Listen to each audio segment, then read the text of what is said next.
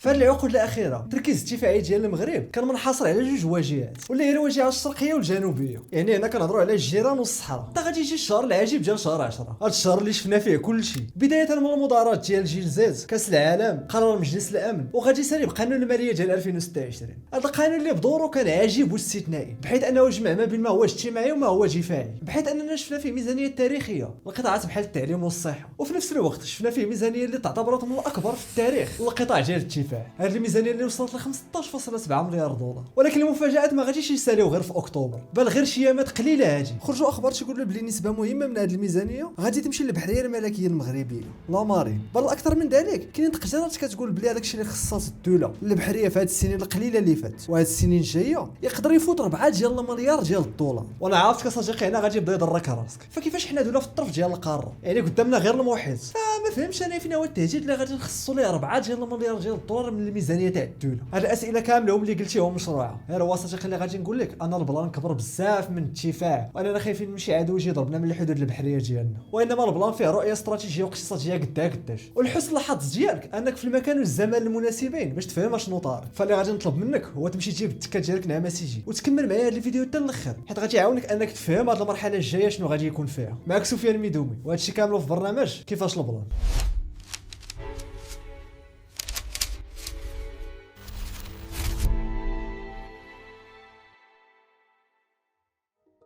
اول حاجه صديقي خاصك تعرفها هو الدور ديال البحريه الملكيه المغربيه في هذه العقود الاخيره، واللي كان كيتلخص في حمايه السواحل، يعني محاربه التهريب، الهجره السريه، انقاذ الارواح، يعني بحال الا قلتي كانت بحال شي بوليسي ديال البحر. هذا الشيء اللي في السنين الاخيره بدا كيتبدل، وهذا الشيء بسبب المرحله الجديده اللي داخل عليها المغرب واللي هو الاستراتيجيه المتوسطيه. غير هو قبل ما نشرح لك هذه الاستراتيجيه خليني بعدا نشرح لك كيفاش الدوله باغيه تطور البحريه الملكيه والعدد اللي غادي تشري. حسب الاخبار اللي خرجت مؤخرا فالتطوير ديال البحريه غادي يكون في 4 ديال النقاط اساسيه. اول نقطه هي الغواصات، وهادو الصراحه طلعت التكلفه ديالهم كبيره، ولكن في نفس الوقت الدور ديالهم كبير بحيث انهم كيقدروا يخدموا في عمق البحر بلا ما يبانوا، بالاضافه لانهم مزودين برادارات وحساسات دقيقه ومتطوره، ويقدروا يكونوا حتى هجوميين الا زودتيهم بصواريخ وتوربيدات خاصه بهم، الشيء اللي كيخلي التكلفه ديالهم كما قلت لك غاليه بزاف، بحيث ان غير الحبه الوحده فيهم كتراوح ما بين 500 و 800 مليون دولار. وحاليا كاينين اخبار انه جوج شركات كبار اوروبيه اللي هما نافال جروب الفرنسيه و تي كي ام اس الالمانيه كيتنافسوا على صفقه ديال تصنيع جوج غواصات للمغرب. ثاني نقطه هما الفرقاطات والكورفيطات، كيديروا كلشي، دفاع جوي، هجوم، مراقبه سواحل،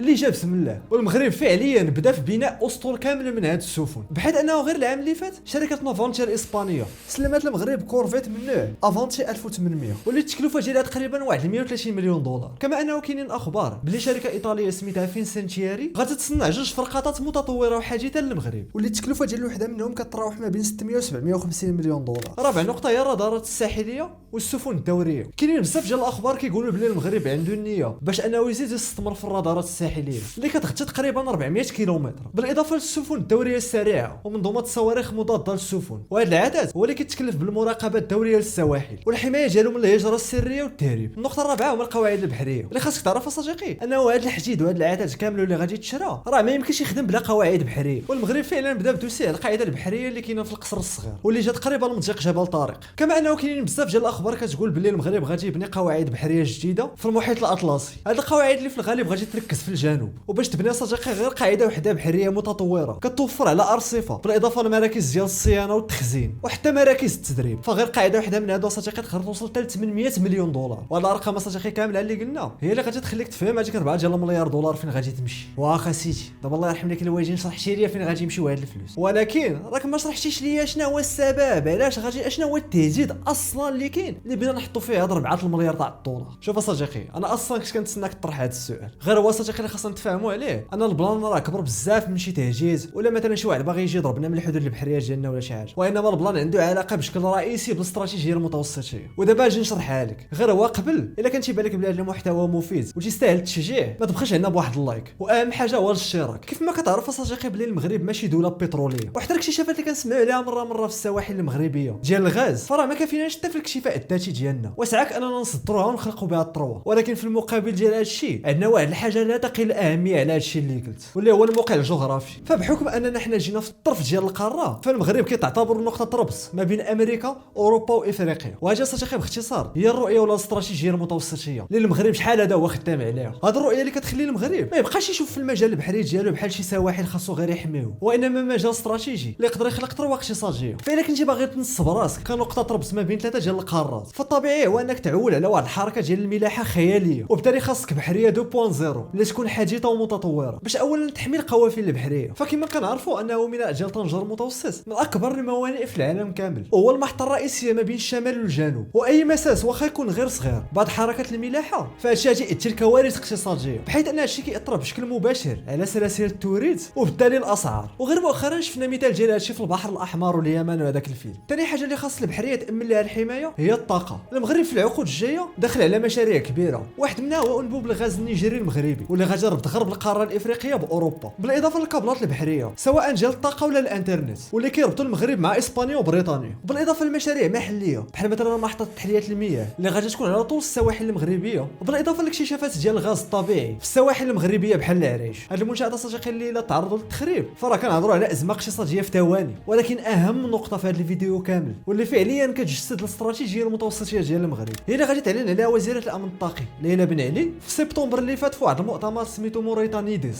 هذا المؤتمر اللي تنظم في موريتانيا، بحيث ان الوزيره غادي تقول ان المغرب كيطمح في السنين القادمه انه يكون هو المحطه ديال العبور ديال المعادن الافريقيه باتجاه اوروبا وامريكا. هذه الاستراتيجيه اللي كتسمى او تي سي ولا اورغانيك ترانزيت اند سيرتيفيكيشن، بحيث ان المغرب كيطمح لانه يولي مركز لوجستيكي وتنظيمي، وغادي يكون هو الصاير على ان هذه المعادن تكون كتستوفي المعايير البيئيه والصحيه. فكيف ما كتعرف صديقي ان افريقيا غنيه بالثروات والمعادن، وخصوصا المعادن ديال الصناعات المستقبليه، ولكن هذه الدول ما عندهاش بنيه متطوره ديال النقل ولا حتى منظومه ديال مراقبه الجوده. فبحكم الموقع الجغرافي ديالو اللي كيربط ما بين اوروبا وامريكا وافريقيا، فهذا الشيء كيخليه هو الممر التجاري النظيف للمعادن الافريقيه لاوروبا وامريكا. فالبواخر اللي كتخرج من افريقيا وكتكون محمله بهذه المعادن الافريقيه غادي توقف في المغرب، وبالتالي غادي تدار لها الفحص باش نعرفوا المصدر ديال هذوك المعادن منين جايين، بالاضافه لفحوصات اخرين بحال مثلا واش هذه المعادن كيستوفيو الفحوصات الصحيه والبيئيه، من بعد كيتصدق عليها وكتكمل طريقها للاسواق العالميه. ولكن الطموح ديال المغرب ما تيوقفش غير هنايا، بالاضافه لهذه البنيه اللوجستيكيه فالمغرب كيطمح لانه يبني بنيه تحتيه خاصه بمعالجه وتكرير هذه المعادن. فاللي خاصك تعرف صديقي انه مع الاسف الدول الافريقيه النسب كتفوت 80 و 90% ديال هذه المعادن كتصدرها خام، وبالتالي كتبيعها باثمنه بخسه. واخا الهضره على هذا المشروع كتبقى غير تسريبات واخبار وما كاينه حتى شي حاجه رسميه، ولكن صديقي الا تاملتي مزيان في الهضره كامله اللي قلنا في هذا الفيديو غادي تفهم بلي هذا المشروع منطقي. علاش؟ فبغيتك تخيل معايا صديقي واحد السيناريو ديال انه هاد البواخر خارجين من الموانئ الافريقيه وجاو حتى للمغرب، ففي عوض ما غير يوقفوا ويتداروا لهم فحوصات التقنيه والمعايير ديال السلامه والبيئه، لا تكون واحد البنيه تحتيه اللي هضرنا عليها ديال التكرير ديال هاد المعادن فتكرروا ويتعالجوا في هاد المراكز المغربيه، وبالتالي تحولوا لمواد صناعيه اللي القيمه ديالهم اضعاف مضاعفه من القيمه ديال الماده الخام. ولا هضرنا مثلا غير على النموذج ديال الكوبالت اللي منه كيتصنعوا البطاريات ديال السيارات الكهربائيه، فراه المغرب اصلا قدر انه يجي في هاد السنين اللي فات بزاف ديال الاستثمارات في هاد الصناعه، ولكن تتخيل الفرص الاقتصاديه المهوله اللي غادي يترتب عليها هاد الشيء، وبالتالي القيمه المضافه ديال هاد المعادن تبقى داخل القاره الافريقيه. ولكن صديقي واخا تبان بلي هاد الرؤيه ديال المغرب طموحه، غير هو راه غادي تصطدم بزاف ديال العوائق،